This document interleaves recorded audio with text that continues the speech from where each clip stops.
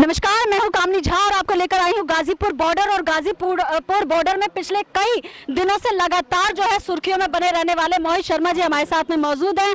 कृषि बिल को इन्होंने अपना समर्थन दिया है और लगभग सारे चैनल इनको जो है वो कवर कर चुके हैं। मोहित जी, सर्वप्रथम मैं आपका स्वागत करती हूँ अपने चैनल 999X लाइव में।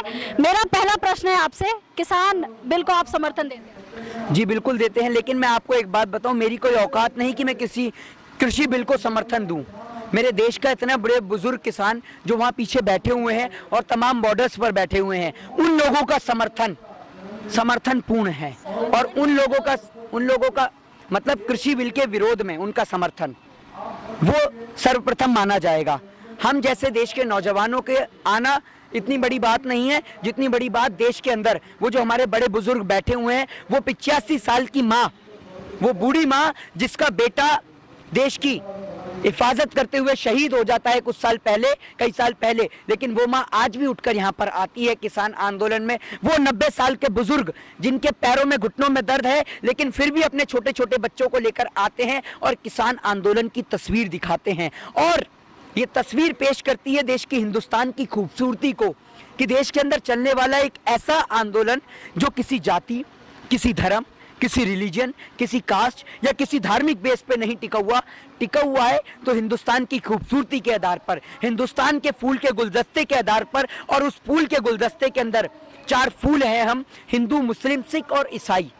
एक फूल भी अगर टूटेगा तो आप समझिए कि पूरा गुलदस्ता खराब हो जाएगा। तो इस गुलदस्ते को खराब नहीं होने देना, इसे सहेज के रखना है। और देश की इसी खूबसूरती को हिंदुस्तान कहा जाता है। मोहित जी, 3 महीने करीब होने वाले हैं। 2 महीने पंजाब में भी हुआ था ये आंदोलन और धीरे धीरे बढ़कर ये दिल्ली की तरफ, जो कि भारत की राजधानी है, केंद्र कहा जाता है, वहां पर आई है। लेकिन सरकार का जो रुख है ना, वो कृषि बिल के तरफ बिल्कुल भी नहीं जा रहा है। क्या कहना चाहिए? सरकार का रुख तो इस समय बंगाल चुनाव की ओर जा रहा है। और सरकार पूर्ण रूप से, सरकार की मंशा ये है कि कुर्सी प्रेमी नरेंद्र मोदी की सरकार बननी चाहिए हर जगह। ना इन्हें जवान से मतलब, न किसान से मतलब। अगर देश का किसान इस देश की नींव है, तो जवान इस देश की छत है। और जब तक नींव और छत मजबूत नहीं होगी, तब तक देश मजबूत नहीं होगा। ये बात आपको और हमें समझनी होगी कि आप पहुंच गए हैं वहां बंगाल में चुनावी प्रचार करने के लिए, जबकि आपको सर्वप्रथम देश के किसान को देखना था कि किसान सड़क पे क्यों बैठा हुआ है, तपती गर्मी में और कड़कती ठंड से लेकर तपती गर्मी तक देश का किसान यहाँ पर बैठा हुआ है, लेकिन कोई हल और समाधान नहीं निकल रहा है। जी, आज के अगर हम वर्तमान में अगर युवाओं की बात करें तो उनके पास समय का काफी अभाव होता है। चूंकि जिस प्रकार से आप जो है किसान बिल के ऊपर अपनी राय रख रहे हैं, मुझे लगता है आपने बहुत अच्छी तरीके से किसान बिल को पढ़ा है। बिल्कुल, निश्चित तौर पर आप प्रश्न करिए। किसान बिल में, जैसा कि किसान बिल को मैंने पढ़ा है कि बिचौलियों की व्यवस्था को समाप्त करके direct farmer to direct client की व्यवस्था की गई है। मैं एक बात आप मुझे बताइए, 102 साल पहले राष्ट्रपिता महात्मा गांधी जी ने मोतीहारी से कॉन्ट्रैक्ट फार्मिंग का समापन किया था। देश के अंदर दोबारा से कॉन्ट्रैक्ट फार्मिंग को लाया जा रहा है। कहा जा रहा है इस बिल के अंदर, आप एक बात मुझे बताइए, आपने तीनों कृषि काले कानून पढ़े हैं? तो ये बताइए, इसमें मंडियों का जिक्र है या नहीं? मंडियों का जिक्र है, बकायदा उसमें जिक्र है कि फिर आपने कानून ही नहीं पढ़े मैडम। क्योंकि अगर आप कानून को पढ़ेंगी तो सरकार जिन मंडियों को चिल्ला कर कह रही है इन मंडियों की स्थितियों को सुधारा जाएगा, मंडियों का तो जिक्र ही नहीं है कानूनों के अंदर। वरना आप पढ़ के देखिए, वरना मैं पढ़ के सुनाने को तैयार हूं, पूरा प्रेम्बल सहित फर्स्ट से लेकर लास्ट तीनों कानून तक। और अगर आप कहें तो मैं पढ़ के भी सुनाऊं। तो आप एक बात मुझे बताइए ना, आपने कहा 1960 से लेकर 1950 से 1960 के बीच में अमेरिका और यूरोप के बीच में यही सेम कृषि एक्ट लागू किया गया। वहां के किसान की हालत 70 साल हो गए हैं, बद से बदतर है।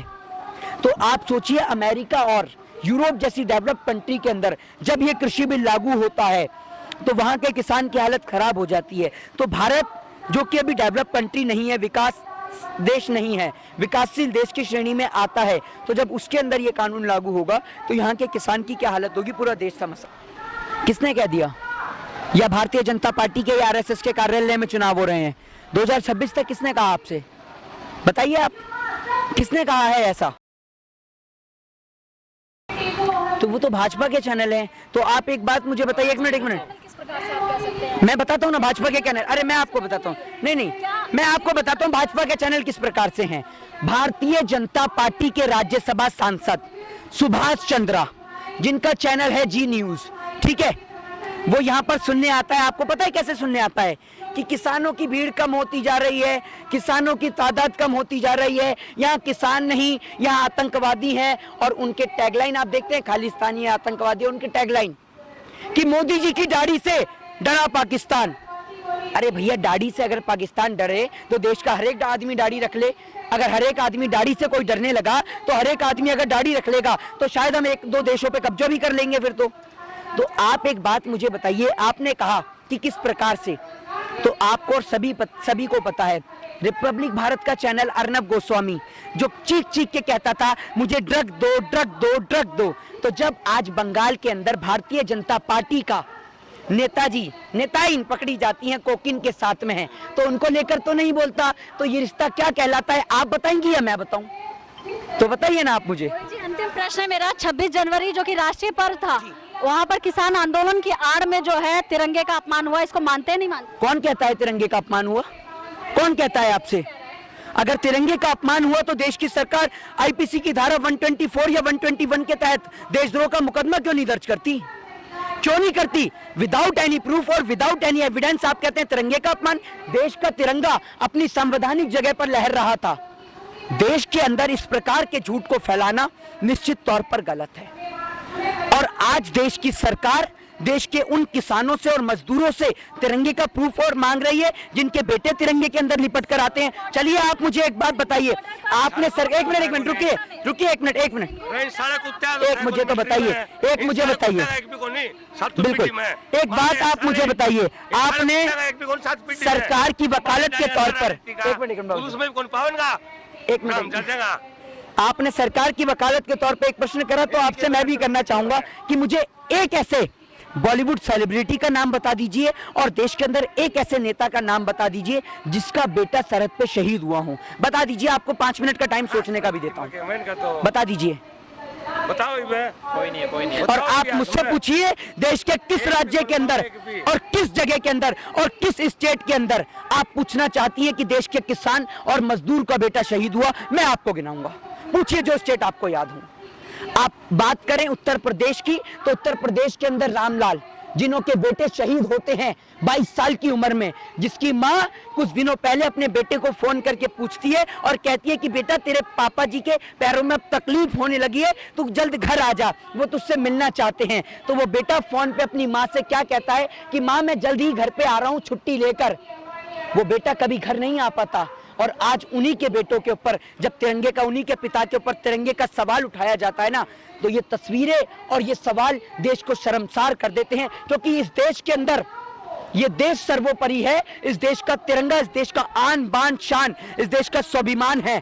और जिस दिन इस देश के तिरंगे को आंच आएगी ना, उस दिन मोहित शर्मा बोलेगा नहीं, सीधा अपने सर को कटवा लेगा। ये आपसे मैं कह रहा हूँ। ये थी 23 वर्षीय उम्र 21 वर्षीय उम्र के हमारे साथ मोहित शर्मा जी, जिन्होंने स्पष्ट तौर पर कहा कि जाति, धर्म, संप्रदाय से परे हटकर राष्ट्र की एकता, अखंडता, एकजुटता और समरसता को बनाए रखने के लिए कृषि बिल जो है वो कितना हानिकारक है और इसको जल्द से जल्द वापसी लेना कितना। यहाँ पर आप देख सकते हैं कि कितने वृद्ध लोग जिनकी बालें तक सफेद हो गई है, वो इस कुठाराघात को बर्दाश्त करते हुए इस सर्दी, गर्मी और बरसात के मौसम में लगातार यहाँ पर बैठे हुए हैं। Exclusive report by Kamni Jha, thank you so much.